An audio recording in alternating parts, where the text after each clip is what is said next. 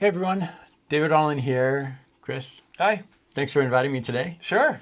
So we are in Chris's studio, who has the equipment that we need for this today. Chris is an engineer. You've been doing that for how long now? Gosh, 15, 16 years? Yeah, Yeah. a Fun. long time. Yeah. So you know what you're doing, hopefully. Yeah, hopefully.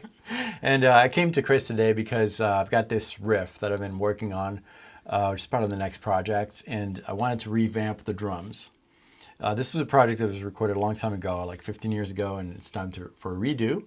So I have the guitar riff and the bass recorded, and we're going to talk a little bit about tools to enhance that and how we can use the modern studio environment to create something cool and organic, and that sounds great. And that's where Toontrack is very helpful. Right. Well, not only in terms of sound is Toontrack like helpful, but in terms of realizing grooves and writing. Like you've had this riff for a long time, and correct me if I'm wrong, but the goal here is that you want to come up with something that you can a loop that you can continue to arrange around.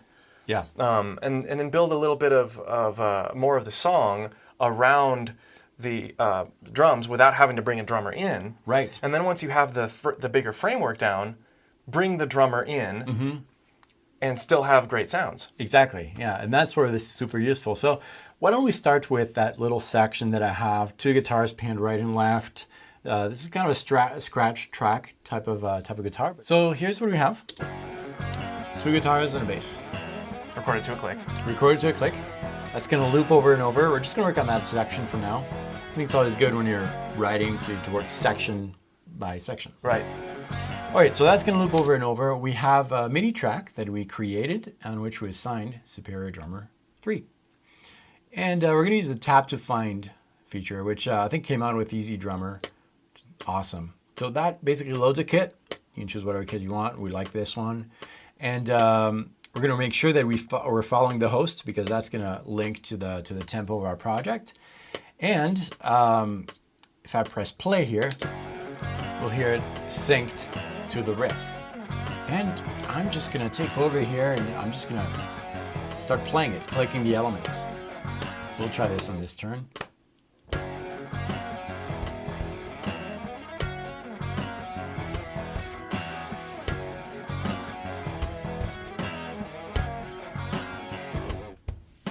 Okay. What's cool about this is Toontrack automatically quantizes it. Yeah. You know, no matter how badly you fumble through that, it seems to come out okay. Yeah, it does. Yeah. All right, so that's kind of a cool. That's the idea that I was going for, and we're going to click Show Results here, and this gives us a list of different grooves that will match my original idea, and you can see on the left how much it matches. We've got a bunch of 80% here. We've got some 100%. Let's take a listen to one of those 100%. Yeah. Okay. A little straight maybe, but... Let's hear it in context. Kind of a funky vibe. Yeah. Let's try another one.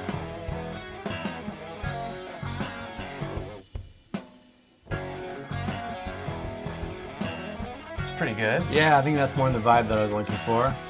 And you can just browse. There's going to be tons of different options. And the fill at the end might not always fit, but Right. that's where building the track, Yeah. choosing a variety of different loops works Exactly. well. Yeah. The further down the list we'll go, the further away from my original, tap to find thing. But you might find some cool options too there. Let's go back to the bouncy one. I kind of like that. I think it fit. Maybe bouncy 8s, maybe one of those. This one here? Yeah, just try it. chorus Just try it. 10. It works. I think it's fine. So we can kind of commit to that one if we want, to that groove.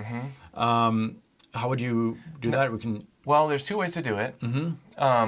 We can drag it directly from here to our instrument track if we want to. But if this is the groove we like, Yeah. we can come down here and mess with it a bit more here in terms of what's going on with the sound. So you found your loop, and it's generally grooving with what you're doing. This is going to allow you, as you build out the song, to add your other parts and be really good. But let's see if we can get this loop to fit the vibe a little bit better. And there's a lot available in Superior Drummer that we can get it just a little closer, even though you're going to send this off to another drummer. Even closer. To track, it's easier to track when it sounds a little more in. Cool. So the first thing we can do is maybe choose a different kit. We'll go here. And it sounds awfully dry. Yeah. So there we go. Even something like that.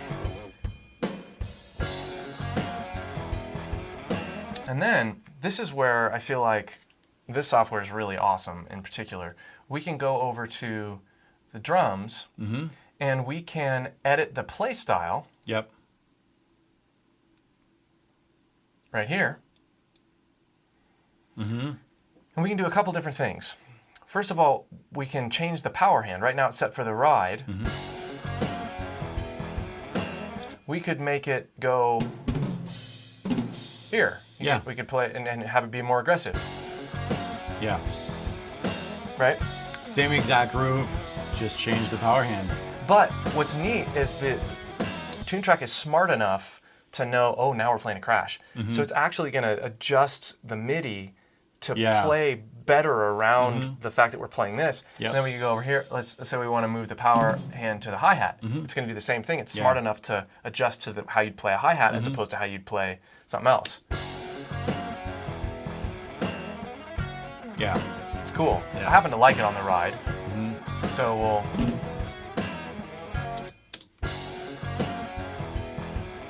And the other thing you can do too is you can adjust the velocity of the groove and you can adjust the pocket. This is super awesome because right now it's almost there. Check this out. So we'll take the velocity up, make it more intense.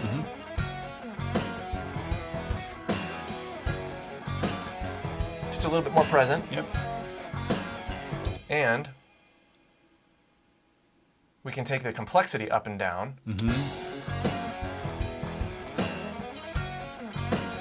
Here are the little subtleties. Yeah. Probably want it somewhere in between. But that's adjusting the groove and the pocket in a way that, you know, it'll help you from a compositional point of view and it'll give more direction to the drummer. Yeah. That's super useful. It's cool because, you know, we're creating the drum parts to the guitars, but what I would probably do, what I will do is actually, once I've built my tracks, go back and retrack, because this is getting kind of influenced the way I play. Right. And track to the drums. Right, they will inspire. Yeah. You might retrack even to this, and then retrack again when we get the real drummer. Right, exactly, yeah. Yeah, but my idea is to really have the strongest performance that I can to send to our drummer, and then retrack to the drummer, because he's going to be influenced by what I played. It's kind of a back and forth thing. It might sound like it's a lot of back and forth, but in the end product, really, you can really tell, or hear in this case, right, that all that has been done. All right, so we have our Superior Drummer performance now. Now it's time to send it to a real drummer, and we have one. Nick DeVodrilio actually tracked this prior to this video. I did send it to him. He returned his performance. Sounds awesome. You want to hear it? Yeah.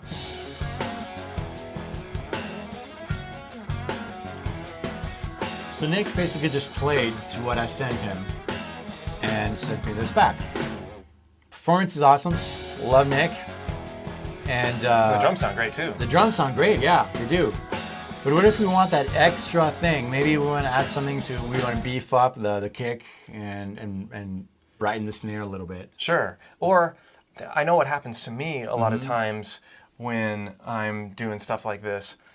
I get the sounds of those drums that were in the loops in my head, and then when I get the other drums back, even though the other performances are so much better, it's like, oh, I miss the way that the snare sounded from Superior Drummer. Yeah. Well, the good news is we can actually use elements of the Superior Drummer in what Nick sent us. In a live performance, yeah. Right.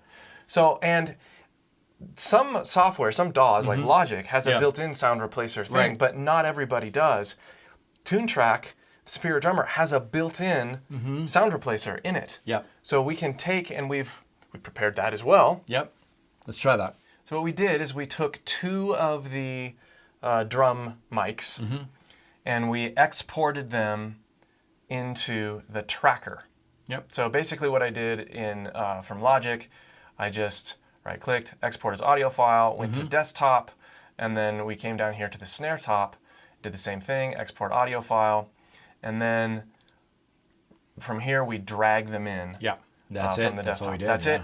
And it automatically recognizes that it's a kick, Yep. and then it's a snare, and loads a kit. So that now I should also mention that this right here is running in standalone. You're right, yeah. This is not a plugin anymore. Yep. So we have two different versions of Toontrack running right now. We have the standalone version, which is the tracker, and then we have the real-time one that is the loop that we created. So they're separate entities. And that's neat because we can play with these and then export them. And then, so it's kind of cool. So if we listen, this is just the whole track. So you're going to hear the fill. Yeah. What it's doing here is it's blending the samples from this AOT default kit right here with the original. So if we go all the way over like this, we'll only hear Nick's drums. Yep. And this is the replacement. Right. And it's cool. We can see the what Superior Drummer recognized as a valid hit. You see those with the white lines there. And we can adjust that if we want to. You know, we can adjust the sensitivity, I guess. Right. Well, software. Amount. So we can come down here and let's just do snare or that kick. Here's kick. If we want, it's going to add more. Right. Trigger points. Yep. More trigger points, and we can reduce bleed. We can do all sorts of things. Yeah. What we care about and what we're doing, we love the sound of Nick's drums. Yeah. They were recorded really, really well. If they weren't recorded that well, then you might want to use some blend here or entirely replace. But what we're going to do is we're going to have only the replaced sounds here. Right. And then we're going to bring the MIDI that this creates back into Logic. Yep, a lot more flexibility. Yeah, and then we're going to bring those up and under. It's going to sound great. Yeah, So that sounds good. Let's listen though and make sure that it accurately represents the groove.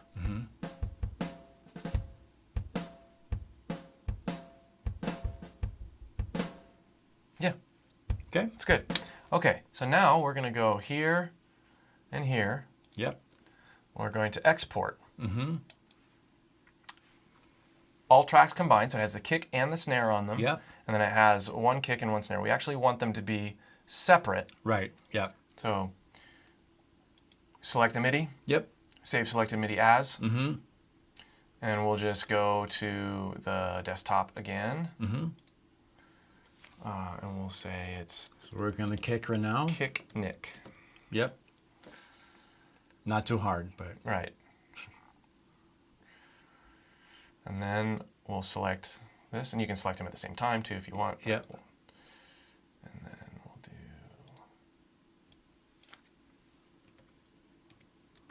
snare Nick. Okay. So we imported the MIDI that Superior Drummer created from the real tracks, imported that into our session. We've got a kick MIDI and a snare MIDI right under the original MIDI, and that's going to give us more flexibility. On top of those MIDI tracks, or to those MIDI tracks, we assigned different Superior sessions. Right, which is awesome because we can control the mix of the kick and the snare differently. So we want the kick to be drier. So we're gonna, boost the kick a little bit here, and then we're gonna take down the ambient rooms pretty much all the way. We don't care about those much, but we still want the natural bleed from the other ones just to make it feel more natural. And then for snare, we're going to increase the room. Right here. Ambient room we turned up, overheads we turned up, and so now if we solo these out, these are the samples we brought over. dry kick. Super dry, yep. And yeah. Ooh. Very nice. Let's hear the kick and the snare, the original ones.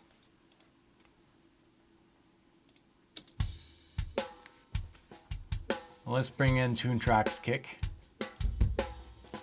A little loud, but yep.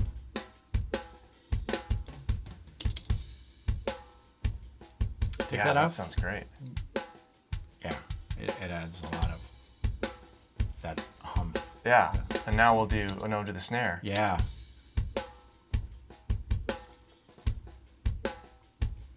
That's the sub. We'll actually do the snare there. Cool. Nice. So again, a little too extreme. Yeah. But brought right in. Oh, that's nice. nice. Such a difference. And we didn't even have to add any reverb or re-EQ the other snare or anything. We just wanted more presence and bigger. Yeah. So if we add this to the whole thing. Yeah. Bring it down to taste.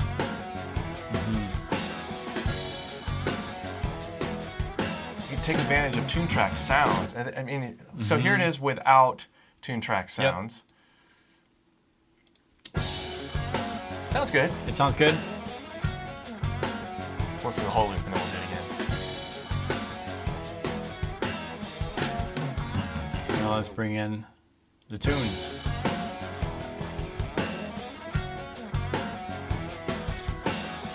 Yeah. Huge difference. Really, a brightness and a livelihood, and it's just more polished. And you're taking advantage of like the crazy ways that they mic'd those kits in Toontrack, and you know, Nick's sounds and the recordings we got here sound pretty good, but imagine the power on this sort of thing with, you know, if you have a less well-recorded drum kit. Oh gosh, yeah. You can still take advantage of some of those other things. Yeah. So that's just the surface of some of the things that Superior Drummer 3 can do. I'm really, really happy with it. It's got so many uses, not only for a compositional aspect, but for mixing, for arranging, for songwriting, sweetening a mix, and the fact that it's all built in is pretty cool. I think. Right, and the fact that it has both of those, it has the looper and all that stuff, but the fact that you can use it as a drum replacer too is super awesome. Absolutely. Well, thank you for showing me these tricks. Sure. I think it was great.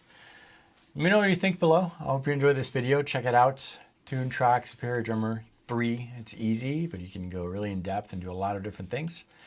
And we'll do more videos on this if you guys want to. Thanks so much for watching. See you next time. See ya.